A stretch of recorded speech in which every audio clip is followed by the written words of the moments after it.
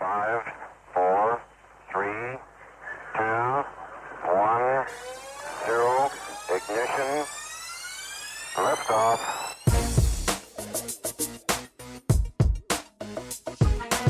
Welcome back to the GHT Overland Podcast, where we visit with overland travelers around the globe, learning from their experiences and passing on their tips, enjoying their stories. And I'm Chris. And I'm Lisa. We are from Washougal, Washington, known as the entrance to the Columbia River Gorge. This is part 2 of our interview with Travis. If you're a note taker, get ready. Or keep it easy on yourself and enjoy the interview. Then check out all the details on our show notes page at ghteoverland.com. Click on podcasts, then select Travis with YetiAmbo. Okay, well, let's pick up where we left off, talking about vehicle security. Let's roll. Rolling. So you're going to break into it, climb up 6 feet, and then try and get into the window. It's going to be pretty difficult. Downside, like for my van, those windows were really low. You can just break right into the window and in you go. You're never going to make a vehicle that's invincible. I had an old guy in Argentina sitting next to me, and this kid goes, "Oh, your vehicle's not invincible. You got all these locks that'll never work." He goes, "I'm not making it invincible. I'm just making it more difficult to break into than yours." Kid kind of looks at him and goes, "What?" Well, they're going to go for yours, not mine. Pretty simple. So the next thing is accessibility. Do you need 4x4 in South America? No. 97% of the time, I didn't use it. Did I use the four-wheel drive low transfer case? Yes, because when you're at 15,000 feet in elevation, there is no such thing as low reverse gear. That's the one thing nobody remembers. Your gear ratio in reverse is not lower than forward in first. So if you put it in four-wheel drive low to reverse out, I did use that probably 13% of the time, and the 4x4 I used maybe 1 or 2% of the time. But the thing is, if you have 4x4, use it. Definitely down the Baja Peninsula. So there's roads, they drive out to the beach, they're hard packed, and then there's another 100 meters of soft sand. And I would always put it in 4x4, always ran a little air down, get a run in it, get all the way out to the beach, park out by the beach. Why? Because if you had a couple drinks, you had some tequila, you want to walk all the way out there, break into this guy's car, carry heavy stuff all the way back? No. But I had 3 friends. All 3 friends got broke into the same way. They parked at the end of the hard pack. The guys got done drinking. They went to the end of the hard packed road. Oh, there's a car here. They smashed the windows in and then tried to get in there. The one guy woke up, and the guy was standing in the back of the RV. Luckily, he was kind of a crazy guy, and he had a hatchet right there, and he just pulled it out. The guy freaked out and jumped back out the window. Yeah, but, picked the wrong vehicle. That's right, but that's every one of my friends I got broke into, all of them were stopped at the two-wheel drive spot. Okay. All of my friends that have 4x4 that went that extra 100 feet, it's only 100 feet. It's not that far. But it's far enough that I had a couple drinks. It's 2 o'clock in the morning. I'm not walking out there. Do you want to walk out there? I don't want to walk out there. So it's just being a little bit more difficult to get to, a little bit taller, a little bit harder to get into. And then they don't leave you. They tend to not mess with you. But yeah, that's the thing. Everyone's like, you're going to stand out like a gringo. Yeah, well, all the Colombians told me no one's going to steal your vehicle because look there's 10 people taking pictures of it right now. Why would I want to steal that? They're all going to take pictures of me. I have a lift kit and website and everything. If they see a Colombian driving it, they'll know it's stolen. True. So it's standing out really ended up being my benefit. Yeah, interesting. And then, yeah. And my friends that were being all stealth and they had their small Volkswagen, they got pulled over 22 times going north from Cartagena to Cabo de la Vila. Just over and over and over and over. They said it was because they're 2 girls and they're pretty, and I said it's because they have a small vehicle. Yeah, well, it could be either one, I guess. Yeah, it could be. What are some budget tips that you have for traveling as an overlander and as a digital nomad like you are? So I'm actually writing my second book right now. My first book's called Party Like a Billionaire, How to Live Large on Next to Nothing. That's how I got sponsored and traveled the world. But the thing is, I didn't make any money. I got free T-shirts, motorcycles, tires, clothes, but I didn't make any money. I'll be speaking at the Northwest Overland Expo about how to get sponsored. We'll also be speaking in the BC Overland Rally to get sponsored. So the thing is, I'm writing my second book. My second book is going to be Van Life as a Digital Nomad. 12 people that I've met that travel indefinitely. How come I meet this couple? They're like 55 or 60, and they're eating ramen noodles. And I go, what? You have a Unimog. You have a $370,000 Unimog. Why are you eating mac and cheese? They go, oh, well, that's simple, Travis. Our budget, in the next 2 days, we get our next check from our rental property. So we're out of money because we spent it going out to eat in the beginning of the year and beginning of the month and had a breakdown. So budgets. Definitely download an app on your phone. I use the app called Spender. And when you're done with your whole trip, my ambulance or my vehicles are registered as a motorhome. So technically they're an office for my company. So there's tax deductions there. Mileage tax deductions. If you have a book and you own the ISBN number as a self-publisher, that's a tax deduction because you're selling your books along the way. How much do my books make? A couple $100 a year. How much are my deductions? A lot more. Yep. How hard are my taxes? Incredibly difficult. I have a sole proprietorship, a LLC, a publishing company, and I work online. So I set my budgets at $1,000 a month, and then I have savings for repairs. I don't really do the repair budget in with the living budget because obviously things break. I had a power steering pump go out on the way here. Power steering lines go out. I mean, things break, so it's really hard to budget that. I would say keep $3,000 roughly for repairs. But it all depends. Are you starting your trip with a 1978 Winnebago that hasn't moved in 10 years? Or are you starting your trip with a 2008 Duramax fleet vehicle that has every receipt ever for it? It all depends on what you want, what your comfort level is, what out of those three types of campers you want. Do you want to stand up while cooking? Do you want an indoor shower? Or do you want to just have cheap fuel? Got it. And how do you manage changing currency as you're going from one country to another? Any tips there? Yeah, good question. So I'm kind of like a little crazy person on some of that. One of them is a Charles Schwab brokerage account. They're free to get. I open my brokerage account with $1.25 in it, and then I get a free credit card or free debit card. And my debit card on that account has they reimburse you up to $15 per ATM fee. And every country except Chile, they had the best exchange rates. Chile, they had a really bad exchange rate, so then I just had cash. But I always keep, $2,000 cash stashed away in the vehicle somewhere as well.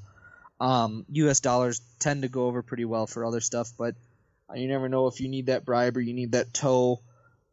I met some Unimog guys that kind of went off the road a little bit. The whole road broke out from under them, and they had to pay to have 1,500 feet of new road put in with shovels to get back up on the main area. And they did all this digging for, I think it was 18 days with 64 guys from the village. They got done, and their bill was 400 euros. He goes, wow, that's cheaper than a normal tow for this thing in Germany. No kidding. Wow. So they made this huge turnaround that went all the way down 15 feet, around, back up, and it took 1,500 feet to get all the way back up to the main road. And so you always want a little backup cash, or maybe like some silver coins or gold coins if you're worried about the U.S. dollar, because there's pawn shops everywhere in the world, and you can always exchange silver and gold everywhere. Oh, that's really good. Okay. You told us that you work on the road. How do you plan for cell phone and Wi-Fi coverage? Sure. So Google Fi has 1 gigabyte of data anywhere in the world for $10 a gig. So there's one way you can do it. So that's one way of getting data. Another way is Wi-Fi extender antennas. Typically we get them off of sailboats, marine ones. You put that on your rig and it'll get 2 kilometers of range. Just side note, Wi-Fi is absorbed by water. Water absorbs Wi-Fi. So if you're aiming your Wi-Fi across a lake to a bar, bad idea. If you're aiming it across a parking lot, good idea. So like in Mexico, I would find a restaurant that only served breakfast. and I'd go eat breakfast there, get their Wi-Fi. Then I'd find a nightclub that was only open at night, and I'd get their Wi-Fi. So in the morning when I work online, I teach English online in China. When I'm sitting here working, I'm using the nightclub's Wi-Fi. I have all the Wi-Fi. Nobody's there. Everything's clean. I got tons of bandwidth. Then in the night when I want to watch Netflix, then I switch over to the breakfast bar, and I use the breakfast bar's Wi-Fi. So that works in most spots, and then I carry a small little Wi-Fi device with me. Depends on each country. You can always stick a new SIM card in there with a couple of gigs on that for backup so I can keep working. Every morning I work like 6 a.m. till 10 a.m. And I do my English speaking in China, teach online, and then go about my day. So you get a little bit of money, make about $1,000 a month, and then that covers my expenses. Okay. And what is your setup? Because it's working really good. You sound really good today. So what equipment are you using to get that Wi-Fi? I have two devices right now. I have a Sprint prepaid hotspot. I don't know what the name of that one is. ZTE. That one worked out really well and ended up being super cheap for 25 gigs. And then also another one is it's super fast. The Sprint one's not that fast, but the really fast one is the Verizon MiFi. But I can only get 15 gigs. They won't let me get any more than that. But that one is unbelievable, like 107 megabytes down and 57 up. When you're teaching online, I stream video both ways. So it's really hard for me to get one or 2 megabyte upload speed in South America. And then in the US, I've been having issues maintaining the 2 meg up.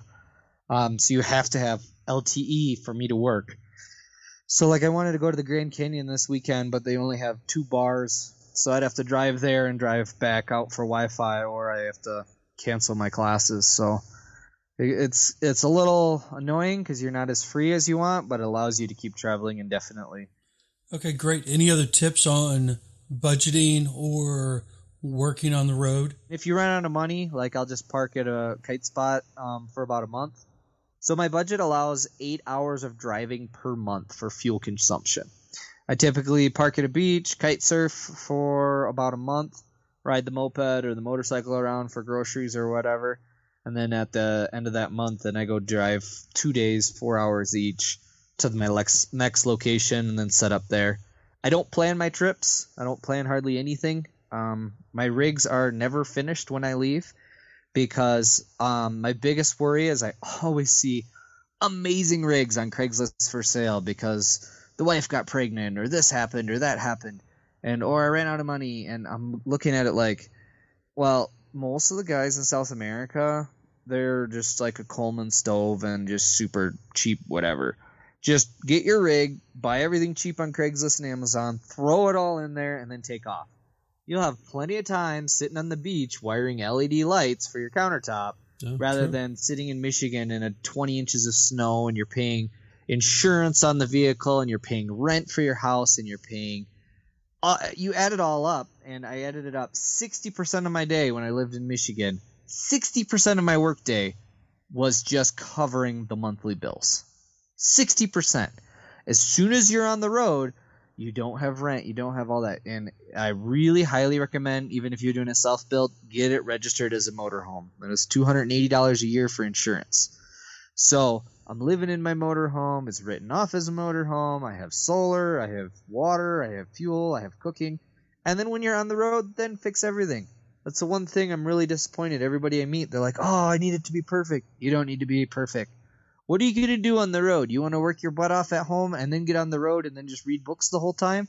No, like, do it, fix it while it's on the road. Because guess what? By the time you fix it, you'll have changed your idea. And, well, now you don't like the couch there. Now you don't like this there. And everything keeps changing. And when you get there, stuff wears out. I think that'll get you on the road like 4 to 6 months earlier. I think that's really good. Just buy the stuff, throw it in the rig, and go. Yes. Just throw it in the rig and go. Because I meant one of the dreams I still want to do is I really just want to go up to one of these guys when I go back to Michigan. And I always see them like, oh, I planned this trip to Alaska for the last 8 years. I built this bike out. Everything's perfect. I want to just pull up in a taxi with my gear bag, buy it cash and get on it and ride it straight to Alaska. No prep, no nothing. Just because you don't need everything perfect. You don't need these. Yeah, you're absolutely right. Overland Expo this year, oh my gosh, there was so many. These guys have all these cooking and these water and this and this and that, and I'm looking at them all going, a lot of guys in South America that are like totally Walmart product, and they're working for a year. I mean, it's great. And then the one guys that I do meet that have been traveling for years, not one of them has ever bought a rooftop tent new. He goes, no, I got it on whatever. I bought it on eBay, and the guy used it 3 times. It's great. It's a $3,000 tent. I paid $1,200. Every one of those guys, none of them have everything new. Not one of them. It's amazing. These guys are like, I can't do it on my bike. I need to have a brand new bike. You can do it on any vehicle at all. It just depends how much you want to work on it while you're traveling. Yeah, good. So navigation and communication, you touched on that just a little bit.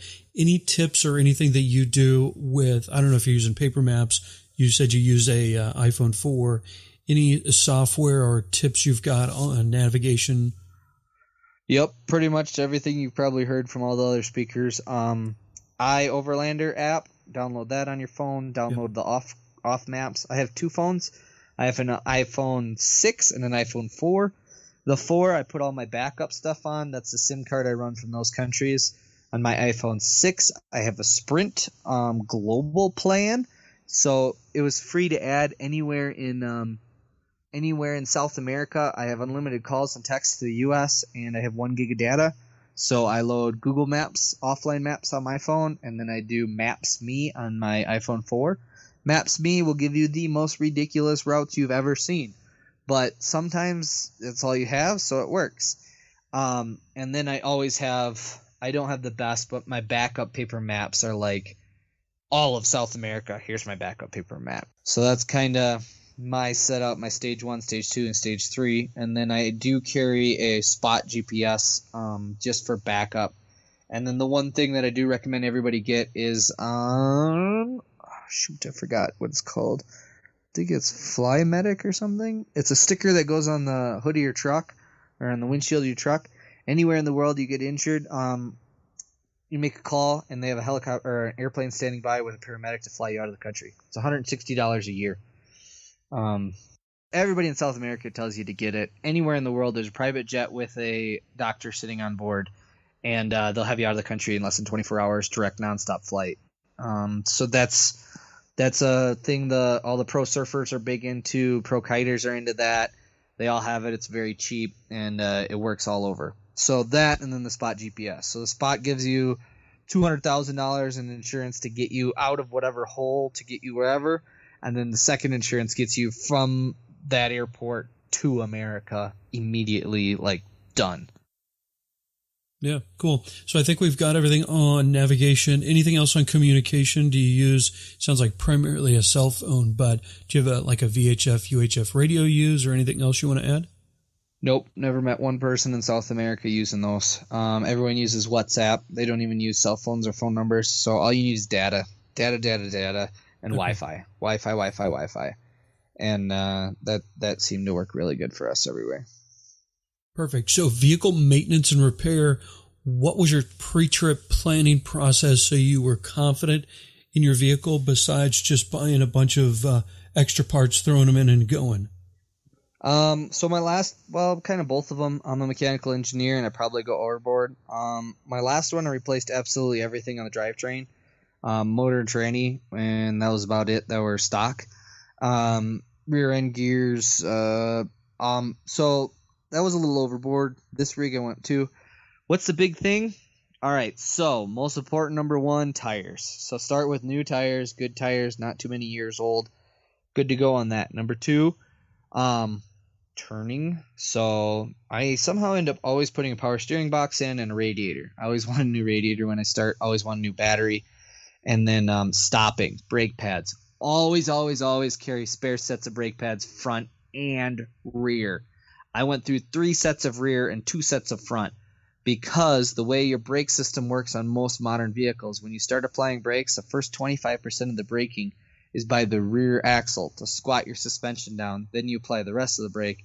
Then the remaining 75% is almost all front pads. So in the U.S., you kind of come to a stop pretty quickly from high speed, 70 miles an hour down. In South America, you average about 40 kilometers an hour. So you're doing like 30 miles an hour down to stop and then back up. So your braking isn't as aggressive. So I went through more rear sets. So I'd go through a set of brakes in about 10 or 15,000 miles because you're going up a lot of mountains, and immediately start looking for a new set or bring 2 sets. Fuel filters. I brought 12 fuel filters, and I plugged 4 or 5 of them in Colombia, 2 in Mexico. I had 3 of them, one in my rear tank, one in my main tank, one between my main tank and my generator. The ambulance, I don't run a generator. So fuel filters were really big. And then do a lot of research on your vehicle. What is the weakest link in your vehicle? Every vehicle has a weak link. That was a Ford E350 V10. The coil packs are definitely the weak link. So I bought a Rex truck and I did the 4x4 swap. So I took all the coil packs. I had 10 spare coil packs. Went through 4 of them down there. They're $230 a piece. You can't get them down there. They, just so people know, they will not sell you Ford parts because your VIN number is not a Colombian VIN, because everybody gets them from America to Venezuela and Venezuela to Colombia, and if they're in Colombia, they won't sell you parts. And I just learned this at Overland Expo. Really, really, really important. When you do need parts shipped to you, if you put in the paperwork, DHL typically sounds like it's the easiest to get through import, put it for vehicle in transit. I learned that this past week because they are not supposed to, I'm not saying they won't, you're not supposed to tax parts for a vehicle that's already imported into the country. Oh, okay. So that was a big thing. And then an app called Grabber, Grabr. It's about a lot of backpackers and overlanders coming or going. They post up what they need from whatever country. So when I was leaving Chile, someone wanted some kind of chocolate from Santiago. So the chocolates are like $1. And he's like, I'll give you $150 for them. He's some New York stockbroker, and he wanted to give all of his stock people this certain candy. And that's the only way to get it exported is for me to bring it in a backpack. So then, yeah, sure, I'll go down to the hotel lobby and go buy it. So Grabber is a way a lot of people I know. She brought a backpack full to South America, and she got $280. Yeah, that'll pay for a lot of gas. It was vitamins for someone breastfeeding, some prescription contact lenses. So they're very specific things that you're like, of course they have whatever for a pregnant lady. Oh no, they don't have that vitamin, and she wants it, and she wants it bad. Anything else on vehicle maintenance and repair? Very important with suspension. South America, there's a lot of speed bumps. They're called topes. They put them hidden behind trees. They're not painted because that's how the people make their income. You hit those, you wreck your vehicle, and he's right there to fix it. So I went overboard with mine. The Sportsmobile, all custom front progressive suspension. And then we did Fox springs or shocks in the front, Fox shocks in the rear, and progressive rear leafs. With this ambulance, we went with it has torsion bars in the front, Fox shocks in the front, and then we did a rear progressive leaf spring package on this one. So there's 2 stacks, and then it progressively gets stiffer. I race a lot. I like watching Dakar. Basically, set up your vehicle to hit a jump at 60 miles an hour. Sounds really crazy, right? You will hit a speed bump at 60 miles an hour. And I hit 2 of them at 60 miles an hour the whole trip. Out of a million of them, I hit 2. And the only thing that happened is the stuff on my back shelf flipped up. I met somebody down there that was in North Carolina. They just finished their Pan American trip. They were in a VW Westfalia. He hit 2 speed bumps at 50 miles an hour, and it ripped the whole front end out completely out from under it, and he was driving out on the front bumper. So I met probably 8 or 9 people, even Sportsmobile guys. I got down to South America, and he goes, how are your leaf springs? I go, I spent $2,000 on a rear stack from Agile Off-Road, did a full suspension package. And he looks at it, and he's like, you have 13 rear leaf springs in this thing. And I'm like, I do. And he goes, yeah, we broke 4 of them in our brand new Sportsmobile that we left the factory with and went down there. I go, yeah, they only start with 5, and they're not made to be fully loaded and hit speed bumps. He goes, who plans on hitting speed bumps? I do. So overlanders tend to be overloaded. So I always try and get a rig way bigger than what I need. Always try and stay at your max weight. If the vehicle's rated for that, there's a reason they should be rated for that. So I'd set my vehicle to the max weight, and I allow 10% over, and I always stay right within there. Because I always leave underweight, and slowly throughout the trip, you end up gaining weight. Even though you dump stuff, somehow you get more. You add more batteries, you add more solar, you add more water, you add more canned foods, and it ends up getting heavier and heavier. And do you carry one spare tire or two? I carry one spare tire on an aluminum rim, and I normally switch all my vehicles out to all aluminum rims. A lot of the German guys I met down there, they like to carry two because he doesn't really like it for having two spares. He does it because he doesn't rotate tires. He just runs the rear tires down to a certain percentage, then he puts both of those on the back for the spares, and then puts the other two on to run them. So that's a real nice thing for rotating your tires through, is you have 6 tires to rotate through instead of 4. Okay. And so let's go through some onboard necessities real quick. How much fuel do you carry, and how far does that take you? And any tips you've got on calculating your fuel needs? Good question. Fuel needs a lot. The thing is, when you calculate your fuel mileage, you're calculating it at sea level. When you are going through Bolivia and Peru, you're at 15,000, 16,000 feet. My truck that got 12 miles per gallon in a V10 was getting 4 miles per gallon. So I went from 44 gallons of diesel or gasoline with that van down to 4 miles per gallon. I was having like 200 and something mile fuel range, and it's 295 miles to the next one. So I go, oh, these Unimogs are crazy. They have 1,000-kilometer fuel range. That's ridiculous. When you cross into a country that's $5 a gallon, and the last country was $1.43 a gallon, oh, wow, you're saving a lot of money when you can cross 3/4 of Bolivia, let's say, with fuel. It's like, yeah, that's actually really smart. So this one has 44 gallons of diesel, the ambulance, and I get 600-mile fuel range. So even in the U.S., when I'm traveling here, I fueled up in Michigan, and then the next one was Missouri, and a few states I go through was 36 cents higher than the last state. While I have enough fuel on board, I can skip those states and go to Texas, where the fuel's cheap. You fuel up in those cheaper states, you start adding it up. I was saving $13 per fuel tank. Doesn't seem like much, but it keeps adding up, adding up, adding up, adding up. Yeah, that's smart. How are you managing water use and any purification that you've got set up? Yep, I have a 3-stage filtration system for my water. I don't really need it in America, but when I go to Mexico, I do. Water's really cheap in Mexico, though, so you can get these big 5-gallon jugs refilled for like a couple bucks. So I normally do that because if you're using pump water, you can have bacteria grow in your tanks, but if it's filtered water, I was told there's not supposed to have that bacteria grow. So you don't have algae or any of that junk in your tanks. So that's one thing. I carry 40 gallons on this vehicle. I had 12 in my Sportsmobile, and then I carried 2 5-gallon jugs in the back. I wash my dishes with those Lysol disinfectant wipes. Kills all the bacteria, saves water. It's all about what you want. Like, do you want to shower or do you not? The Sportsmobile, I didn't shower, and 12 gallons would last me about 10 days.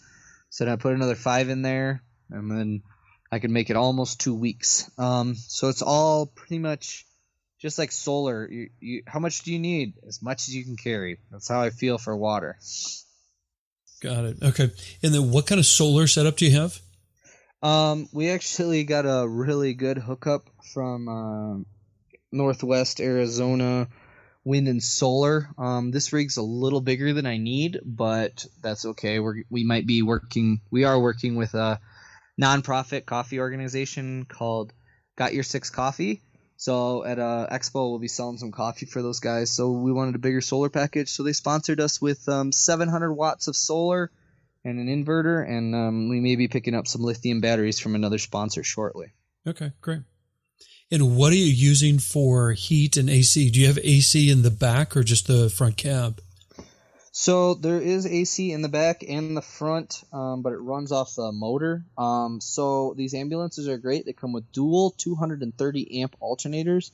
So we're pushing 2,000 watts of power out of the motor with 0.3 gallon fuel burn per hour on those Duramaxes. And then our heat system, so that's what we can use for heat or AC. Our heat system is a Webesto heater, and we have an Aqua 5,000 whatever heating element in it. So it burns diesel at 1 gallon per 10 hours. It heats radiator fluid. And once again, it's a German system. So the radiator fluid's plumbed up into a little heat exchanger, runs under the floor into a copper 50 plate exchanger, heat exchanger, so that heats on-demand hot water. And the residual runs around the floor. We're not heating it with the floor. We are just warming the floor up 50 degrees. I work online for 5 hours a day, 4 hours a day. So my feet, when it's 7 degrees out, you don't want to sit with your feet at 7 degrees. Your fuzzy slippers do not really help that. So you just heat the floor up 50 degrees, and then it's a lot better. And then we can always plumb that back into the motor to preheat the block with that radiator fluid. Okay, cool. So anything that we've missed? Batteries, we're going to be going with Battle-Born batteries, full lithium ion. I think we're looking at about 250 amp hours. Always love having batteries and solar. I think I had 200 amp hours on my Sportsmobile with the one single 250 watt solar panel. I always say, like, don't spend a ton of money on the solar. It's going to be different next year. So just get something off of Craigslist, a good panel, or like Northwest Solar. They ended up having a killer deal. They bought 47 pallets of these panels. And they go, oh, yeah, we got extra of these bigger ones, Trav. They're cheaper than the cheap, and we'll hook you up. Okay, great. I'll get those. So that was a big thing there. Going with the bigger panels was cheaper. So that was really nice. Okay. And any philanthropy or giving back or inspiring others that you focus on during your trips, or any opportunities you've seen for other overlanders to do some good as they travel? Yes. If you guys are heading south, what we did is we had some guys gave me a stack of laptops. Got them real cheap at Goodwill or whatever. And once we got to Colombia, we ended up giving them away to the I think I carried 5 laptops down. We gave them away to the Peace Corps. Got Your Six Coffee. They're a great organization we're working with. So I'm volunteering to work for them for free at each of these shows that I'll be at. So we'll be selling their coffee. It's a nonprofit. All the profits go to military families. Like they have a teddy bear foundation for these kids, or like a canine division needed funding. So we help them out too. And it's always good to help out some organization or someone along the way. Okay, good. So let's wrap it up with some fun facts about you, Travis. Well, fun facts about me. My book, we published it in 2014 about my trip around the world, how I got sponsored, how I met people. The one thing about my generation, or Americans, 21% of Americans own a passport. 3.5% of Americans have ever been outside North America. So I really want to try and change that demographic. So my book's about how to travel the world, how to get sponsored, how to network. The problem is most people that I do meet, the younger generation, the backpackers, they're on a boobs and booze tour. They want to go get lit. They want to go get laid. They want to meet some girls. They don't really want to meet everybody in culture and all that stuff. So we try and lay out a program with the book, and my tour is, how can you travel cheap? You can get tickets for $130 round trip. And you're like, oh, well, why? How do you do that? Well, you don't pick your dates. You get the dates when they're available, and you go. And you go with one bag and 3 days worth of clothes or 4 days worth of clothes, and you wash your clothes when you're there. And then they're like, wow, where do I stay? You stay at hostels. They're $5 a night. And then you got all these cool roommates that have to be your friend because they can't run away.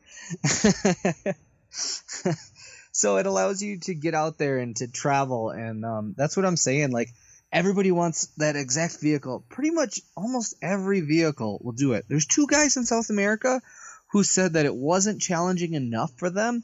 So they're doing it in a Model A, and then another guy's doing it in a pre-Model A with wood-spoked wheels. A Model A? He's pre-Model A. I don't know what the thing is, but it's wood-spoked wheels. He goes, yeah, it's really hard to find a woodworker that can relace wood spokes. Because they haven't done it for a couple hundred years. Right, and they're doing it with like 3 kids and a fabric roof and no fiberglass anything. And I'm looking at him going, I'd do it in a fiberglass roof, and I want steel spokes. I'm not going to do that. Like, but they want to go there, and they want to meet these people when they break down. So, but my big thing to everybody is just get out there and do it. Don't make your vehicle perfect. Just get the main stuff on there and go. I mean, Michigan to Mexico, there was tons of auto zones to fix it along the way. Big deal. Like, you might be in a truck stop for 2 or 3 nights fixing it. Just get out there and do it. Spend the money. And don't just sit at home and make sure it's perfect. Because if it's perfect, you'll lose all the money that you had saved for the trip. Do you play any musical instruments on the road around that campfire? Nope. No musical instruments. Just beans. There you go. And what's a favorite drink of the morning to get you going? Yeah, the thing in South America is, like, everything gets shipped out. So you get really used to waking up with the sun and going down with the sun. It's like, what time do you get up when the sun comes up? What time are we meeting when the sun goes down? So just the sun coming in and learning and teaching your body to wake up from only sunlight, it's actually a natural thing, and it does really well to get you up. So it's kind of weird, but I prefer to wake up with the sun. When you're in Michigan and you're waking up at 5 o'clock in the morning and it's dark until 9:45, then we go with mint tea. Mint tea. Okay, very good. Yep. And a favorite beverage at night to wind down after a long day on the road? It's in my book. I kind of got in trouble with the prince and some drinking, and I woke up in the desert in the back of a Porsche Cayenne GT. That's the 2 guys didn't speak English. I didn't get killed, but it's in my book. You guys can read that story. No, I don't really drink anything. Nighttime, Arnold Palmer, so lemonade and tea at night as well. And what is your best advice to aspiring overlanders like us? Do it. Don't think about it. Don't super plan. Every country I go to, I don't plan what I'm doing when I get to that country, because as soon as you get there, and like first time I went to Costa Rica, I have all this planned, and I got there and the taxi driver goes, World Surf Tournament is tomorrow at such and such. Well, I was going to go look at this. No, like, just go there, then ask them, because everything's changing and your guidebook is not very accurate. So just wing it. Get your vehicle, get the brakes, get it running, throw all your crap in there, and build it on the road. You never know. You might meet I was building a board between the front and the back of my vehicle before putting it on a ship in Veracruz, Colombia, and then there's this German guy that pulled up camping next to me. Germans and French are everybody you'll meet in South America. That's the only people traveling. And he goes, I'm a woodworker for the last 19 years, and I've done no woodworking on the road for the last 2 years. This is great. I'll help you. Okay, great. What do you have? 3/4 inch piece of plywood and machetes, because they build everything with machetes. And we got done, and he goes, don't you dare ever tell anybody I built this. He goes, this is the worst wood cutting I have ever done in my entire life. Awesome. And when we got done, all the edges were super jagged. But it worked great. If you tried to reach in the back, your arm got sliced up bad. So it ended up working to our benefit. So, was it perfect? No. Is my vehicle perfect now? No. Did I make it to Overland Expo just in time for the expo to do all the photo shoots, and I have no solar, I had no batteries, and my water tanks are just sitting underneath the couch? Yes. Just get out there, do it. Once you start doing more of these expos, you realize these guys with these very expensive rigs are putting differentials in them after everybody leaves. They're changing power steering pumps when everybody leaves. Oh, it looked really pretty for Expo, but guess what? They have just as many issues getting here as I do. And if you think everything's perfect, that's a brand new vehicle, and they're changing that stuff. So you're going to have breakdowns. You're going to have issues no matter what. Might as well just get out on the road and get going before you burn up your budget sitting at home. How can people learn more about you and what you're doing? Instagram. Definitely, we're big into that. Check out Instagram, YetiAmbo, YetiAmbo, or check out YetiAmbo.com, YetiAmbo.com. That's where we post videos, where we're going speaking. If you guys want to come out, check out the rig, come look at it. We'll be at Northwest Overland Rally in Washington. We'll be at BC Overland Rally in British Columbia, Canada. And if you guys want me to come speak at your university or school, send us a message on the book, and send us a message on the website, and we'll come on out. The book is on Amazon, or there's a link on my website. Party Like a Billionaire: How to Live Large and Next to Nothing. Perfect, and we'll get that on our show notes as well. Any more information you'd like to give or useful resources that our listeners should check out? The only useful resource I have for your listeners would be if you're going to do the Pan American Highway, it would be Overland Wikipedia, wikioverland.com, I think it is, because that gives you that, and iOverlander give you everything for South America. iOverlander, you click on the app, you click on the border crossing that tells you what door to go to, who to talk to, how long it took. And if you guys are doing South America and you are on iOverlander, do be detailed. Say how much you paid at each spot you went, how good the cell phone service or how good the Wi-Fi. Post the Wi-Fi speeds. There's a lot of digital nomads out here doing this, and we really appreciate when you put download and upload speed for a campsite. I will drive another 400 miles if I know I can work at that site. So those are pretty important things for us.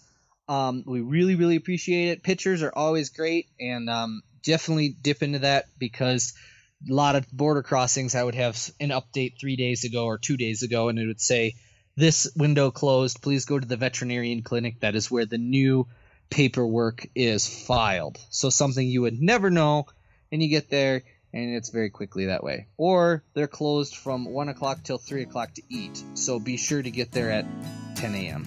All right, great. All right, Travis, thank you so much for your time. We are so humbled you've given us such an amazing look into your world and experiences and knowledge. So safe travels and adventures to you. We hope to catch up with you again sometime soon, and it sounds like we will actually catch up with you at Northwest Overland Rally on June 28th through July 1st. Sounds great. Look forward to seeing you. Thank you, Travis, for taking your time to connect with us and for sharing your experiences, tips, and stories with everyone. We really did enjoy all of your stories. He is a storyteller. Yes, he is. But packed full, I mean, they're pretty entertaining stories and packed full of really good information. Yep. It's a good idea to visit the show notes page on our website at ghteoverland.com. Click on podcasts, then select the YetiAmbo with Travis episode. All the details and helpful links are there for you. Be sure to send your questions, suggestions, and feedback to ghteoverlandpodcast@gmail.com. If you have an Amazon Echo, be sure to tell Alexa, play the GHT Overland podcast. You can also add GHT Overland skill to your news briefings and be all high-tech. Sorry. Pretty cool. We are also looking for your favorite Overlander recipe. Generally something quick, easy, and delicious. Or even something that you think is worth any extra effort for special meals on the road. Send them to ghteoverlandpodcast@gmail.com. Include your information, the name of the recipe, and a picture. If I can make it and Chris likes it, we will be creating a recipe page on our website for all Overlanders to enjoy. Yep. Now, before you race off, it would mean the world to us if you'd share the podcast with some friends. Be sure to subscribe so you don't miss new episodes as we release them.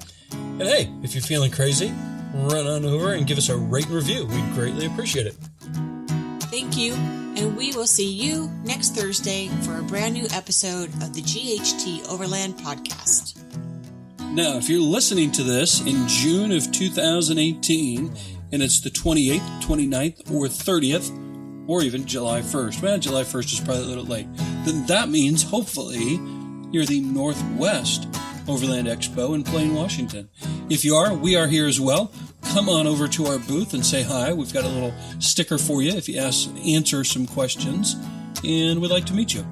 So by chance, if you happen to be listening to this as it goes live, and you're in Plain, Washington, come on down. And if you're not, enjoy. And for 98% of everybody else, thanks for listening. It's been a lot of fun. We will see you next Thursday. Remember, go give us a little podcast love with a subscribe, rate, and review. Bye.